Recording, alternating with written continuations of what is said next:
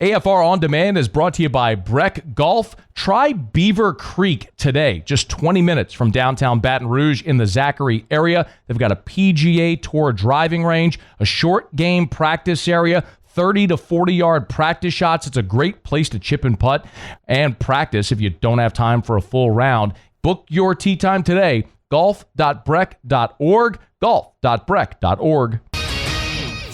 Matt Moscona. I'm very important. After further review. Say it one more time. After further review with Matt Moscona. And here we go. Live from the Raising Cane studio. Let's ride!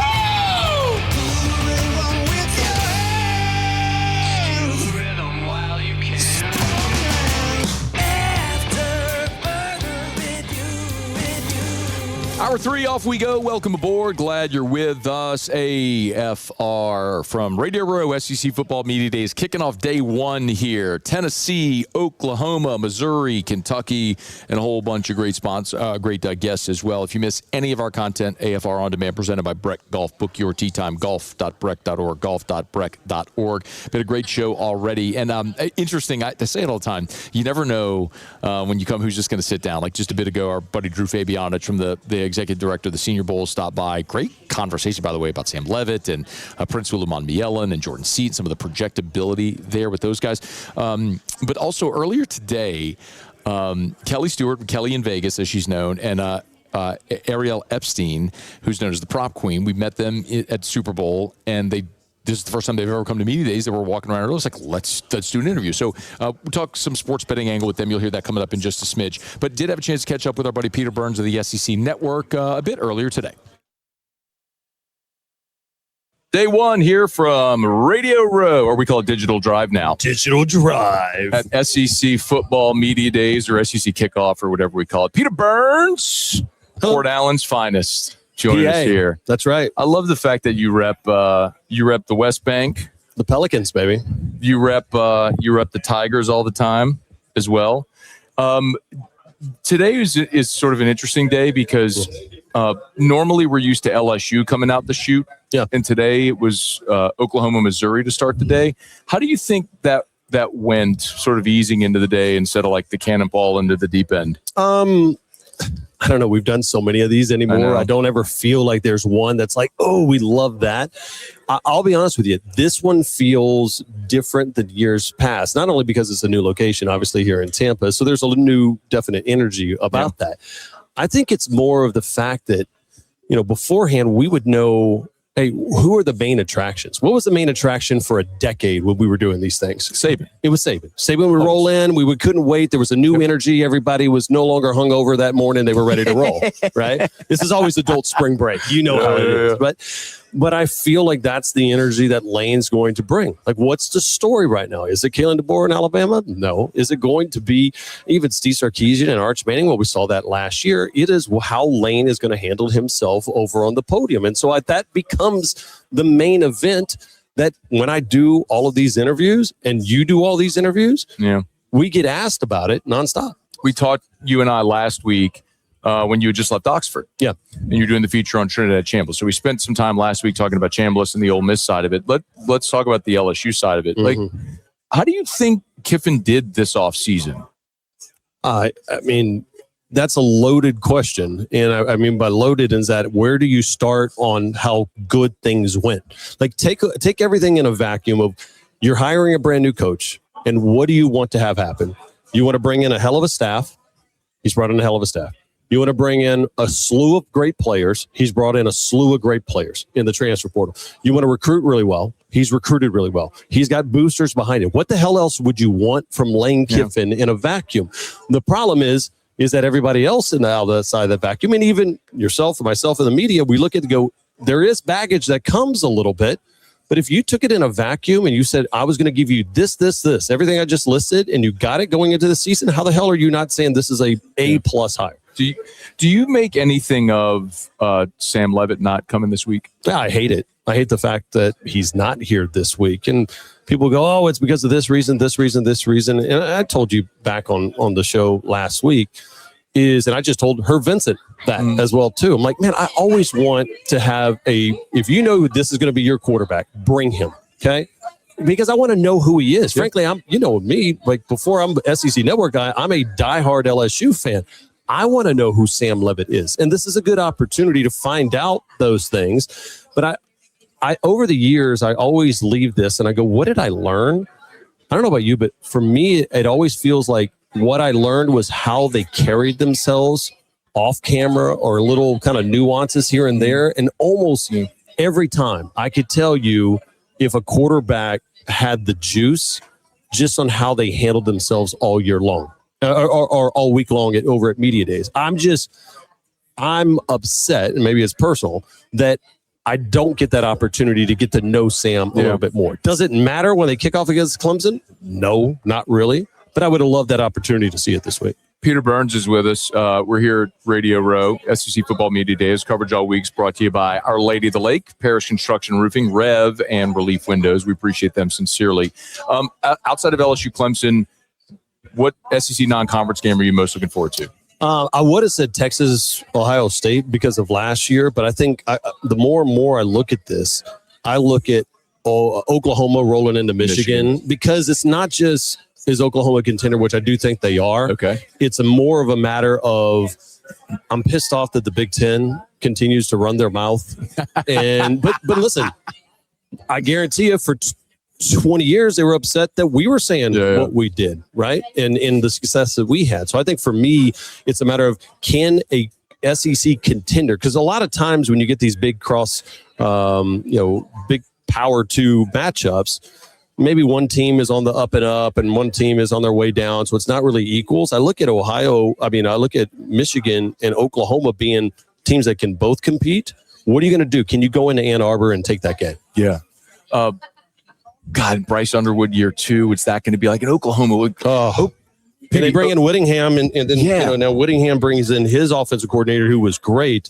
But I had this conversation a couple of days ago. People were asking, like, man, are you upset that Bryce Underwood didn't choose LSU? And I go, honestly, no, because now I look at it and go, they probably had to spend $9 or $10 million to get him. And you're really only going to get 1 year on that $9 to $10 million. And then you're hoping to keep him one more year. So you're probably $15 million into 2 years.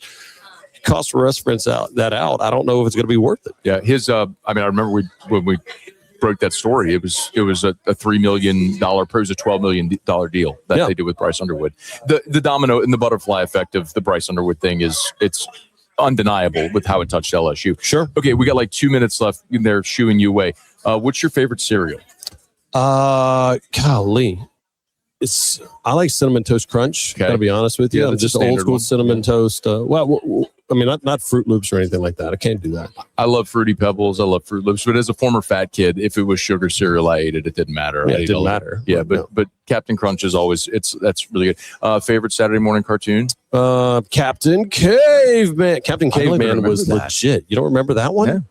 I think, man, remember we would wake up and then like the new season of Saturday morning cartoons. And now I hate it because my daughter Bo is 8, son, Tiger Joe, or Thomas James also. At 6 years old, he will always be Tiger Joe. He will always be Tiger Joe. On the show. He looks at this and he's like, a commercial? In this economy, Dad? Like, really? We're doing a commercial here? 30 seconds? And I was like, buddy, we used to have to raw dog like 6 minutes of commercials and we would just sit there right there. So they don't understand how good they have it. By the way, I'm going to bring them. My dad just bought a place in Baton Rouge, which I can't wait because now we're going to have a spot there. So I'm going to bring Tiger Joe to his first LSU football game. Awesome. Which one y'all coming to? Probably Texas. Okay. So let me know. We'll connect and hook up. What do you listen to that's not sports? What podcast that you listen to that's not sports related? I get as far away from sports as possible because I'm so far in it all the time. Same. And so for me, it's just like I'll literally listen to like Master P No Limit Records or something like that. Just old school, like Juvenile 400 Degrees, something like that. You should have seen Catholic High 1997. Oh, Catholic with the St. Joe's dances when they play Make Them the Say, trunk rattling, probably like that. Silk the Shocker, Via X, right there. Dude, on Make Them Say, when Mystical comes on the track. So real quick story, and I did not have this on my bingo card. there was a documentary done about Make Us Say and like No Limit Records. It was all about Percy Miller and how he got his background on it. He said that when he put the beat together, there was like 15 rappers in No Limit. And the story was that whoever are the first 5 people to get in the booth, write their rap, I'll put you on the record. Love it. Those are the first 5 people, and it turned out to be a hit. It's so good. He's always a hit. He's Peter Burns. Thanks, man. See you, bud. We always appreciate our time with Peter Burns, always repping BR and doing great things with the SEC Network. We appreciate it. I always appreciate Hancock Whitney, which has been my bank for quite literally as long as I've had a checking account. Hancock and Whitney merged years and years ago, but I've always had Hancock Whitney quite literally. Well, let me see. I'll do this right now. So I tell y'all this is real, and I'm going to pull. I'm looking at my. If you're listening, not watching, I'm digging in my backpack right now. I'm going to get my money clip. I'm going to show you that this is actually a for really real thing. So if I open up my money clip and I get my little debit card here, I'll show you. Cover up the number so you don't try to rob me. I do, in fact, have my New Orleans Saints Gold Hancock Whitney Visa debit card. I am a card-carrying member of the Hancock Whitney Houdat Nation. Right there. There it is. So if I go to the Dome in a game, they do the deal where you hold up the card and then they give you $100 or whatever, I could win. But then I'd have to be at the game holding up the card and they'd have to pick me out of 60,000 people and then get me the money. But I could do it.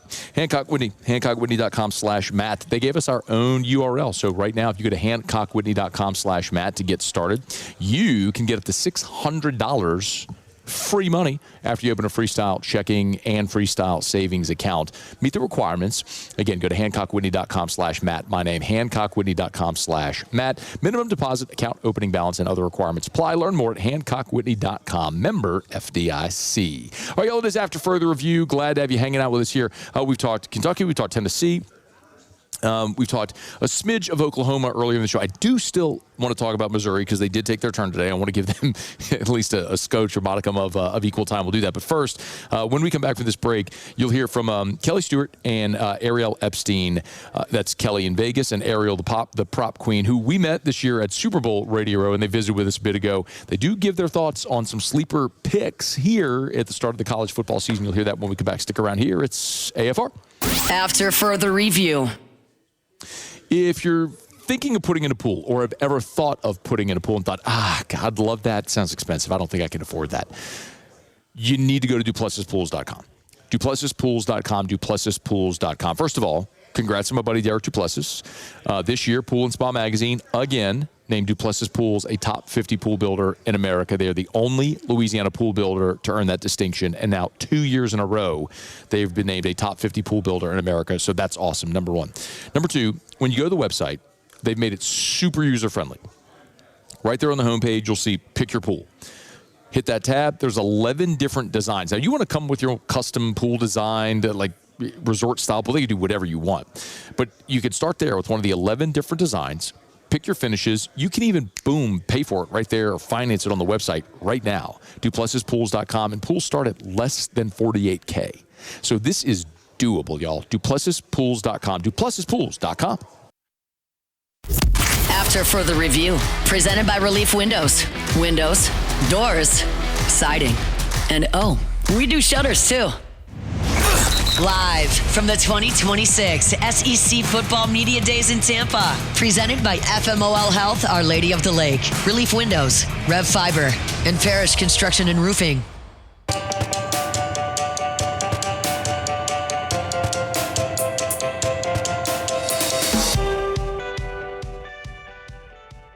I love coming to SEC Media Days. I say all the time, you never know who's just going to sit down in a chair.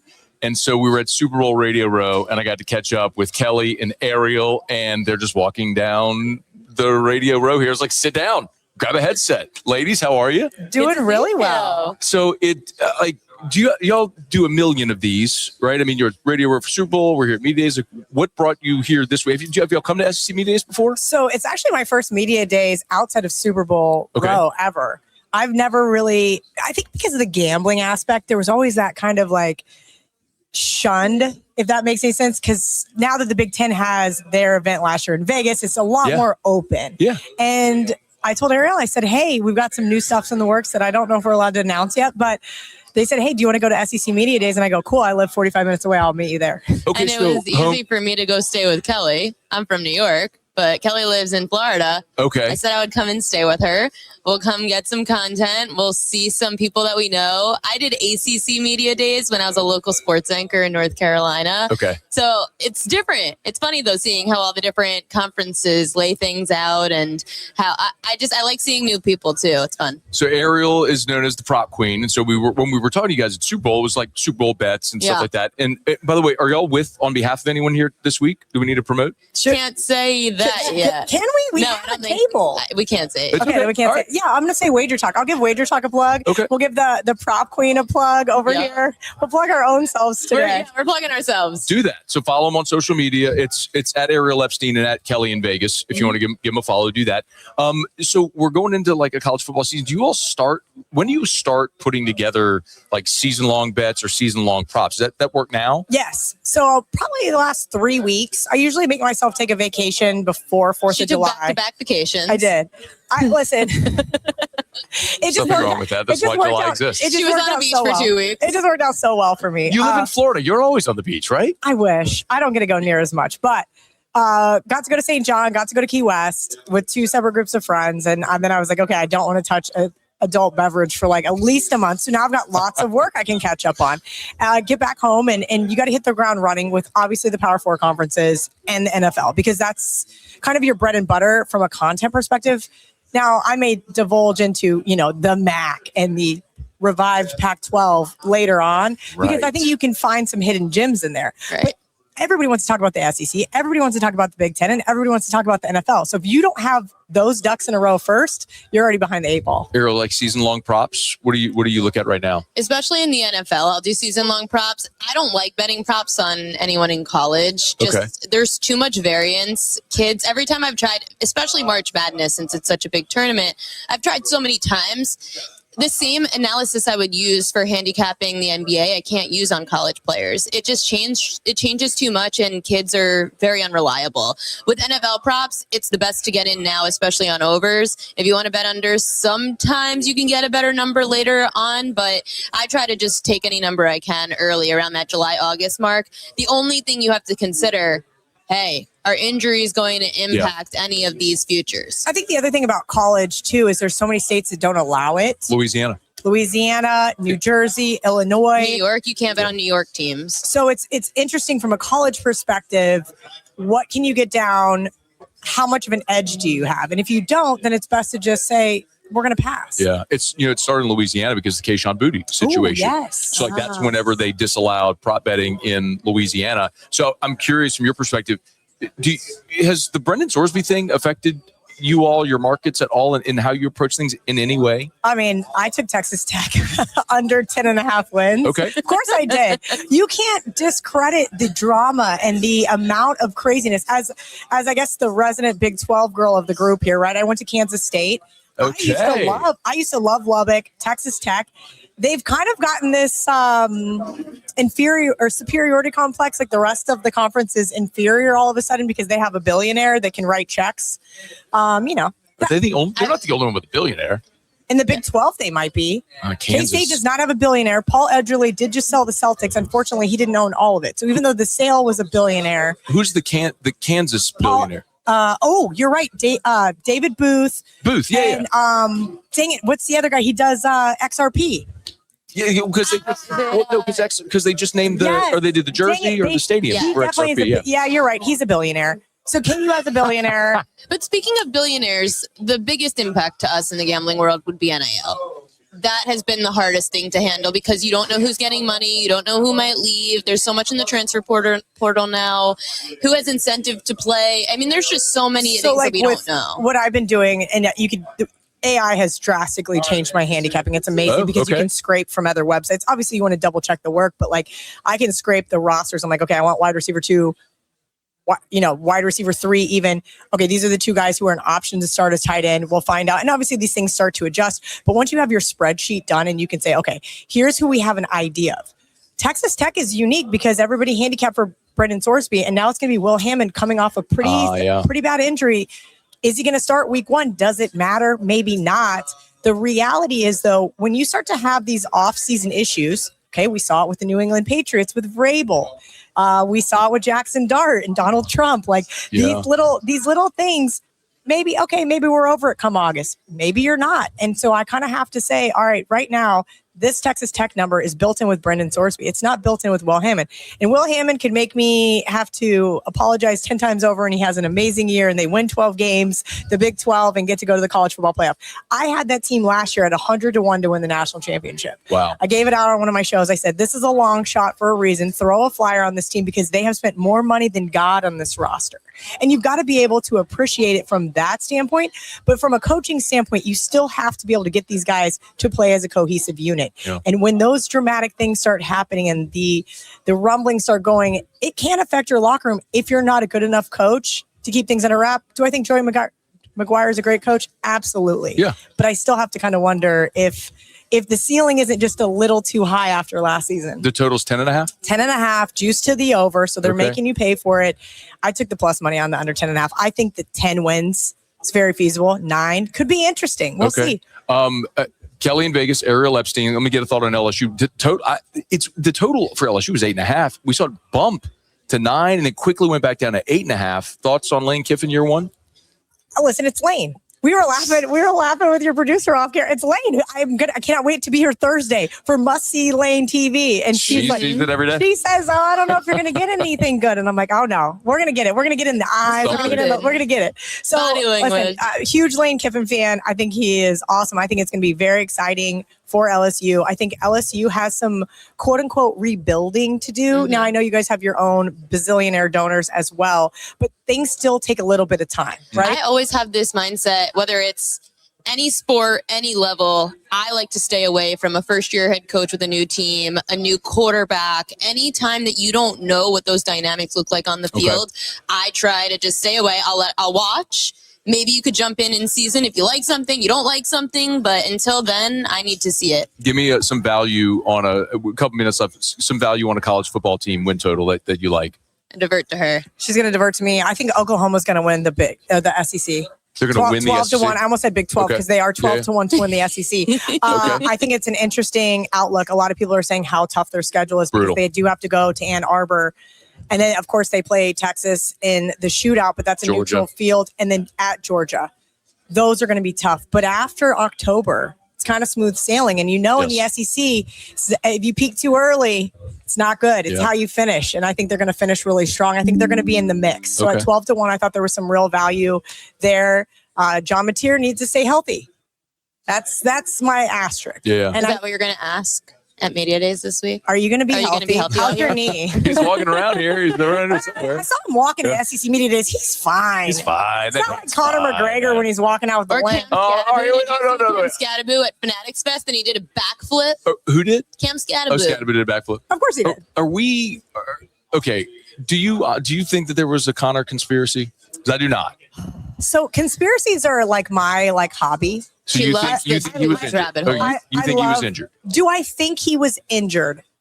I don't think that they knew that he was as injured as.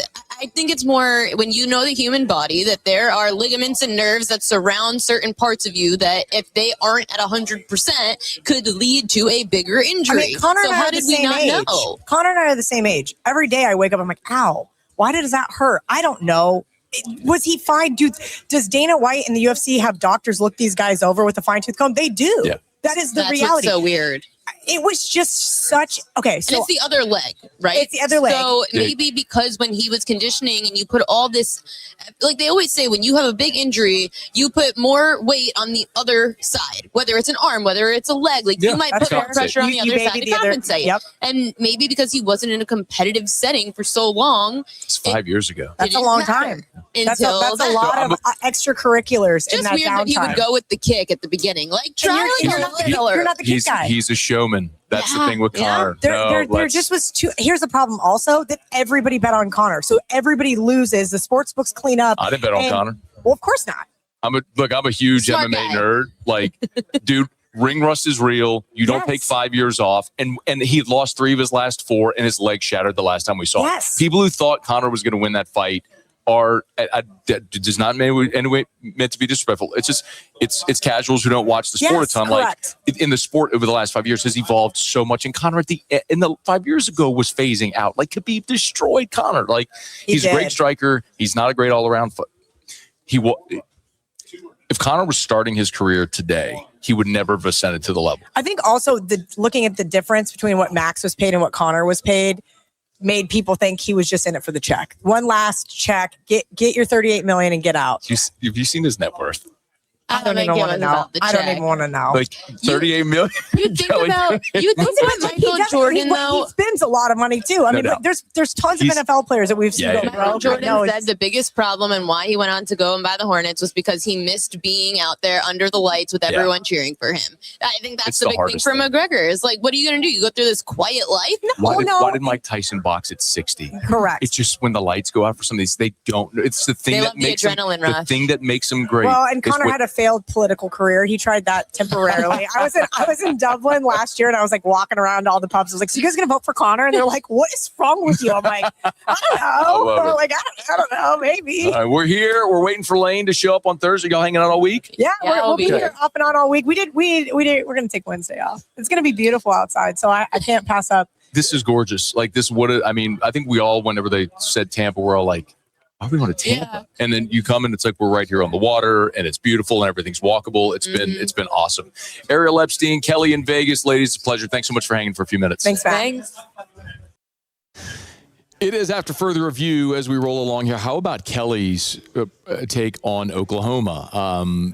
Fascinating convo there. She likes a bit of a flyer on Oklahoma to win the national title, and it makes a lot of sense. We've talked about OU a good bit today on the show, that the dynamics and the pieces are there. The schedule's tough, but everyone has a tough schedule. It's just a matter of, can you go 10-2, get in? And if that Oklahoma offense is better than they were a year ago with a limited John Mateer, and the defense is there to match it, they've got the quarterback, they've got the defense, they've got a lot of the ingredients that you need. One school we haven't talked about yet is Mizzou, and out of obligation, we'll do that. We're brought to you by Shaw Bills Tire and Auto Service, ShawBillsTire.com. Locations all over South Louisiana. Name brand tires at wholesale prices, and they treat you like family. It's Shaw Bills. Shaw Bills Tire and Auto Service. Here at the end of July, maybe you got one more beach trip in you before school starts up here in a couple of weeks for the kiddos. If you're hitting the road, or maybe you're back from the beach and you're noticing, those tires are a little treadbare. Maybe it is time to go shop for new tires, and the only place you want to go is Shaw Bills, because they're going to sell you the best tires on the road, the cheapest price possible. They guarantee it. Part of the Charlie's Dozen. Remember, they guarantee it. Buy tires at Shaw Bills. If you find those tires advertised cheaper somewhere else, they'll refund you 125% of the difference. They're not going to be beaten on price. So get the best tires at the cheapest price, and they'll treat you like family at Shaw Bills, where we keep you rolling. Okay, y'all, it's after further review. We are going to put a button on the day, sort of get you a preview for tomorrow, for Tuesday, day 2 of SEC Football Media Days. When we come back, though, the one school we haven't really touched on yet is Missouri. So I'll give you a quick thought on Mizzou, and we'll wrap the day. So we're glad to have you hanging out with us here. Don't you move. It's AFR. After further review. We're brought to you by Watermark Baton Rouge and Renaissance Baton Rouge. Watermark downtown, Renaissance southtown. Renaissance, of course, beautiful, giant, sprawling hotel.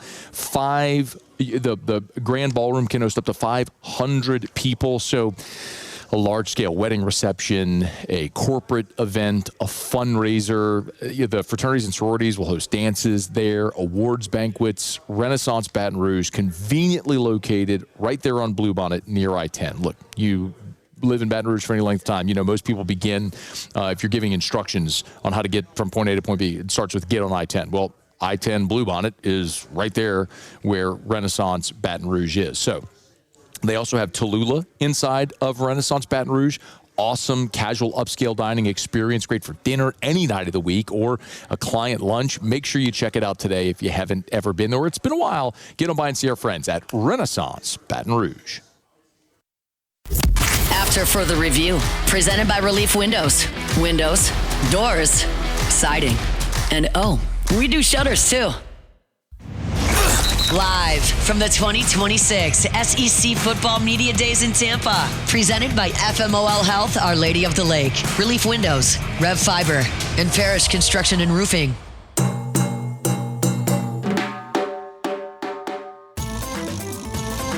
Eli Drinkwitz is such an interesting figure in the Southeastern Conference because he's won. He's won at a place where people don't generally win a lot. I understand Gary Pinkel had a good run there, but Barry Odom did not. And quite honestly, it took Drink his first 3 years to get to relevance. But he has won games and won a lot of games. He just doesn't win the big game. And that's a guy who probably feels like he's butting up against a glass ceiling in Como.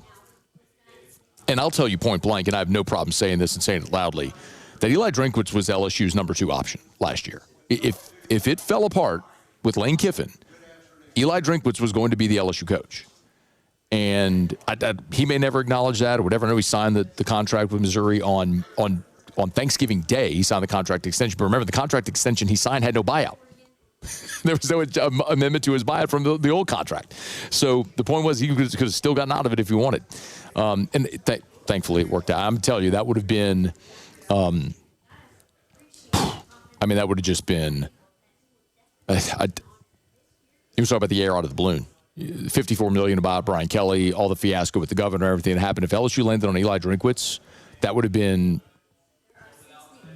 the vibes would be notably different in Baton Rouge than they've been the last 6 months with Lane Kiffin. But you look at Drinkwitz, and he went 12-1 in one season at App State. Then he gets the Missouri job, and he goes 5-5 in COVID.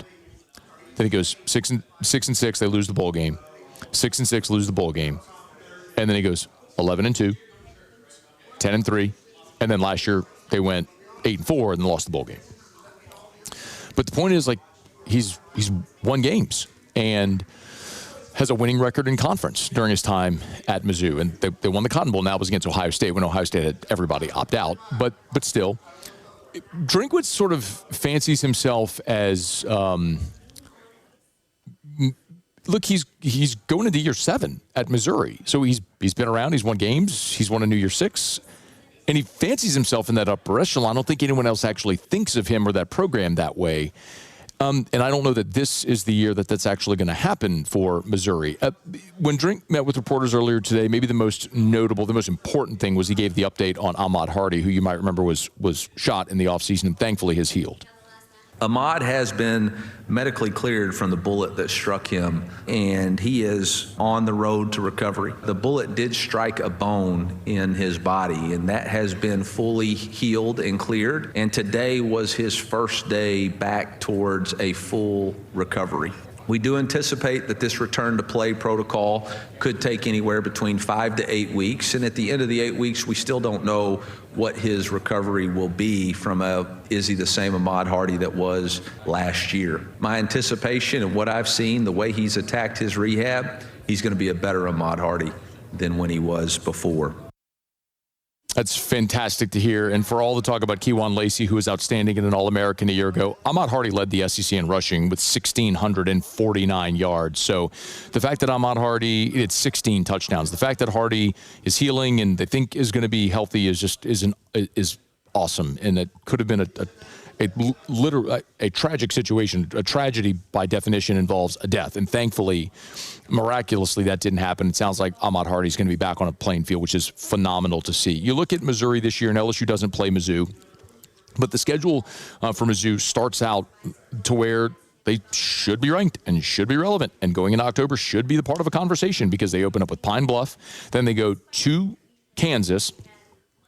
And then they're home against Troy. And then they're at Mississippi State. Great opportunity to start 4-0, and then they're home against Florida. Now, John Summerall, obviously starting at Florida. We'll see what they look like by the time you get there to the first Saturday in October. But that's a phenomenal opportunity for Missouri to start 4-0, and if they beat Florida 5-0, and then they welcome in Texas A&M, which I'm not saying that's going to be an easy game. There's a lot of people here who think A&M is a playoff contending team as they made the playoffs a year ago and return a lot from last year's team. And I think of A&M and just think about what we talked about earlier with Oklahoma. They're always going to be good on defense, and their quarterback situation is settled with Marcel Reed. They've got you're good on defense, and you've got a quarterback, you got a shot. So then they go at Ole Miss, at Arkansas, home against Texas, at Georgia, and they finished with Kentucky, Oklahoma. So I think Mizzou is probably one of those teams this year that halfway point of the season, they could be 5-1 or 6-0. Or 5-0 if they get past Florida before they play Texas A&M. But then when you play in the second half of the season among your final 7 games, A&M at Ole Miss, Texas at Georgia, Oklahoma, those 5 games, like you could be looking at a Mizzou team that finishes 7-5. They could start 4-0, 5-0, and finish 7-5. Like, it's a very real possibility with the way the schedule shapes out and being very backloaded. Now, it also is going to be very interesting to see what happens with Austin Simmons, who was the starting quarterback. Lefty, big, tall, athletic guy, was a starter at Ole Miss a year ago, was injured. He got Wally pipped by Trinidad Chambliss, entered the portal. Now he's at Missouri, and he's going to be the guy there. So, I mean, it's fascinating because Simmons was at SEC Media Days last year with Ole Miss before he had started a game, and now he's going to be the starting quarterback at Mizzou. The one other thing of note is Eli did kind of get on his soapbox today when he was asked about the biggest problem in college athletics today, and I think a lot of people probably agree with him. I'm a math person, and anytime you have more than one variable in an equation, there's no solution to it. And right now, we currently have 3 variables in any type of solution, and that's an unlimited cap, it's an unlimited transfer, and unlimited eligibility. And before anybody tells me that we have eligibility rules, I think they need to look within the league and see that we've had multiple years where multiple people have sued and won multiple years of eligibility. So anytime you have those 3 variables, you have no solution, and you're going to have a continued inflation of liquidity within the market. And that's unsustainable. I think our job is to protect and advocate for our student athletes to become the best version of themselves. And in doing that, there has to be guardrails in what they're given. And right now, there are no guardrails. And instead of there being people who can help guide them along the way, we've allowed a lot of unintended consequences and bad actors into athletics and into players' lives. And I think that's an unfortunate thing. There's going to be long-term consequences for these student athletes as well as universities. But as long as there's a continued 3 variables that are unsolvable, there is no solution to the problem. And that is why those 30 things that he talked about, we all talked about the unlimited cap, unlimited transfer, unlimited eligibility. Those are the 3 things that the Protect College Sports Act is aiming to fix, and the SEC has not stood in opposition. They stand in opposition to the current form of the Protect College Sports Act. But as I understand it, there's a couple of variables that they want addressed, which is pooling of media rights and the inability of conferences to expand. You fix those 2 things, I think we could be on our way to having federal legislation. But I think it's also very important from LSU's perspective. Remember, Dr. Roos and Chairman Lee Mallett sent a letter publicly in why they stood in opposition to the Protect College Sports Act. And as I understand it, those conversations with the representatives and with Commissioner Sankey and Dr. Roos and the LSU representatives have continued on. And the things that LSU certainly want to have addressed within the Protect College Sports Act, I know one of the things in particular is a definition of the revenue opportunities for student athletes. Like, there's NIL, there is rev share. Like, what other revenue opportunities are there for these student athletes? And then also to make sure that whatever federal law is passed, that it will be upheld to where state law couldn't overtake that federal law. So you want to make sure that whatever you pass, and if there's any holes in the verbiage of the legislation, then this could all be a house of cards. So it's complex, and I know we're here and we want to talk football, but all these things are things that these coaches are talking about here, and we'll continue to talk about here this week as well. All right, it's After Further Review, y'all. Thanks so much to our great sponsors here, FMOL Health, Our Lady of the Lake, championship health partner of LSU Athletics. Of course, Relief Windows, windows, door siding, shutters, and shades, Relief Windows and ReliefWindows.com. They're the title sponsor of our Monday shows all throughout the year, but also helping us here.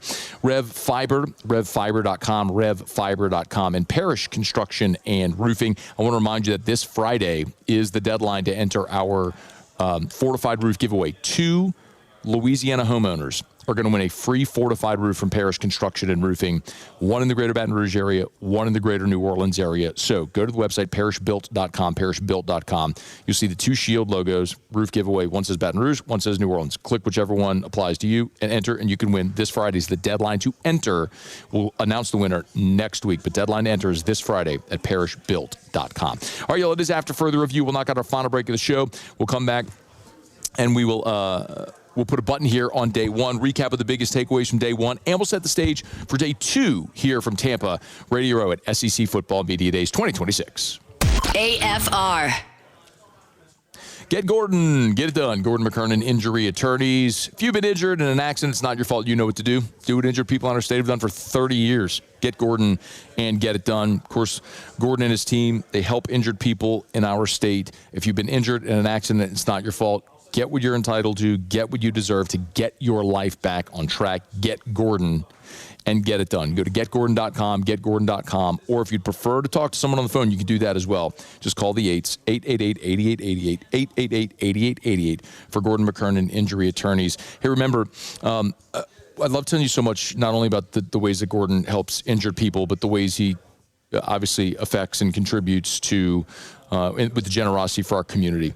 If it's the G team, if it's the laptop giveaway around graduation, the bicycle giveaway around the holidays, so many ways that Gordon, through the Gordon Gives philanthropic arm, helps our communities. So you know what to do. Get Gordon and get it done. I got awesome news. Amigo Owls is now live on the third-party delivery site. So Uber Eats, DoorDash. You've heard me talk about Amigo Owls. This is Brandon and Mackenzie Landry, right? We talk about Supper Club every day here on the show. But you know Brandon founded Walk-Ons and Small Sliders. Well, why would Amigo Owls be any different when we talk about successful restaurant, food service businesses and the highest quality ingredients, delicious and a great concept? Amigo Owls is delicious, upscale Mexican with the freshest ingredients, so you know you're going to get a quality product. They're in St. Gabriel, so if you're going south on Airline Highway, Highway 30, you're going south leaving LSU, you pass U Club, about a quarter mile on the left, you'll see the big yellow truck right there. You'll see Amigo Owls. Delicious, great spot for lunch. But remember, if you don't live in that area and you want delivery, they'll bring it to you. Just punch up DoorDash or Uber Eats for Amigo Owls and try it tonight for dinner. It's Amigo Owls right there on Highway 30. It's Amigo Owls. After further review, presented by Relief Windows. Windows, doors, siding, and we do shutters too. Live from the 2026 SEC Football Media Days in Tampa. Presented by FMOL Health, Our Lady of the Lake, Relief Windows, Rev Fiber, and Parrish Construction and Roofing.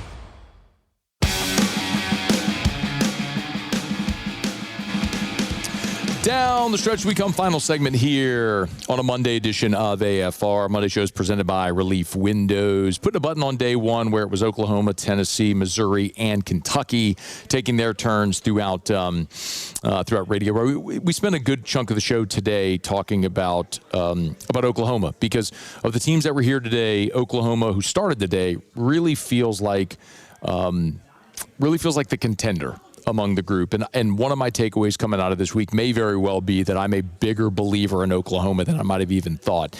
And I think John Mateer still has a good amount to prove. He's obviously a very productive quarterback at Washington State. The expectation when he went with Ben Arbuckle from Pullman to Norman a year ago was that they would be seamless. And after a month of the season, it felt like John Mateer, of course they beat Michigan in Norman, it felt like John Mateer was the front runner for the Heisman. He injured his hand, returned against Texas, maybe prematurely. They kicked a couple of field goals in that game, and the offense never got in gear. They were triple digits in rushing offense a year ago. They were near the bottom of the rankings in total offense in the country. But the defense was outstanding and carried them. So can Oklahoma run the football, generate more offense, which you should be able to do with an athletic quarterback like Mateer? The problem for Oklahoma is the schedule, but that was a giant point today. And so many people have pointed to that week two trip to Michigan. That's something Brent Venables talked about today, was going on the road week 2 to Ann Arbor. I've never been to Michigan, and I know the challenge of it. I know they won the national championship just a few short years ago, and they've recruited incredibly well. I'm really looking forward to that trip. Just as a longtime loyalist and traditionalist to the game of football, the history, tradition there takes a backseat, to nobody, and so that part of it's cool. But it's not a nostalgic trip. This is a business trip, and you got a championship staff in Michigan, and what Coach has done there is again second to none. And again, they got a fantastic roster. We saw it up close and personal in Norman. Got tremendous challenge. They have some new coaches, so new what changes that new schemes, and probably some surprises along the way as well. And but something we're really looking forward to. Can you win week 2 at Michigan? They open up against UTEP, so it's their layup before they go to Michigan. Then they come home against New Mexico, and they'll need that breather because then they go to Georgia. So you're at Michigan, at Georgia in the first month. And then after you play at Georgia, a week later, you're playing, we get an open date, and then you're playing Texas in the neutral site game. And after that, you exhale. It's Kentucky, at Mississippi State, South Carolina. At Florida, we'll see how good Summerall's Gators are. That'll be November the 7th. And then you finish with home game against Ole Miss, home game against A&M, at Missouri. I'm not saying any of those are a given, but I look at the schedule and I go, okay, at Michigan, at Georgia, neutral site against Texas. If you don't handle your business in those 3, win out, you're 9-3. And 9-3 is not going to be good enough to get you in the playoff, which is why that game against Michigan becomes paramount. You get the game against Michigan, then you can go 6-2 in the conference and feel like you can make the college football playoff. Lose that game against Michigan, and you basically have to be an 8-1 team in conference in a 9-game schedule, meaning you've got, obviously, at Georgia, Texas, Ole Miss, A&M, and you only have 1 game to play with there. So you leave yourself no margin. See if they can make it through. All right, it is after further review. We're putting a button here on day number 1 of SEC Football Media Days. And we appreciate so much y'all for hanging out with us, and we appreciate our great sponsors for making this happen. As we mentioned, Parish Construction and Roofing, FMOL Health, Our Lady of the Lake, Rev Fiber, and Relief Windows. So Rivers Huey here on site producing, doing an awesome job. We're so grateful. Muse Pauly back in studio. Thanks for the great work y'all are doing as well. So tomorrow, day 2, Auburn and Georgia start the day. Georgia is going to have championship expectations this year. I think most people are going to pick Georgia, Texas to make the SEC championship game. But Auburn, Georgia to start the day. And then in the afternoon when we're on air, South Carolina and Vanderbilt will be taking their turn. We'll have it all covered, starting with Off the Bench in the morning, Hunt Palmer, and we'll take you home here on AFR. We will see you tomorrow at 3. AFR.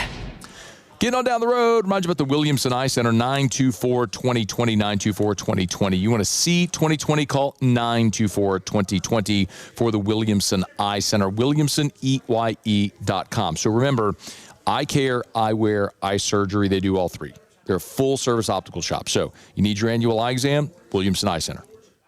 If you wear contacts or glasses, you need that prescription updated, you need to go buy your contacts or glasses, Williamson Eye Center. Or if you want to ditch the contacts and glasses forever, WilliamsonEye.com, WilliamsonEye.com for the Williamson Eye Center. LASIK, PRK, custom lens replacement, EVO ICL. That's the implantable contact lens. That's an alternative to LASIK. Maybe you've been told, maybe you're nearsighted, but you're not a candidate for LASIK. EVO ICL could be the option. The bottom line is you got to start with that consultation so you can change your life, wake up in the morning, and see. Williamson Eye Center makes that happen every day. WilliamsonEye.com, WilliamsonEye.com.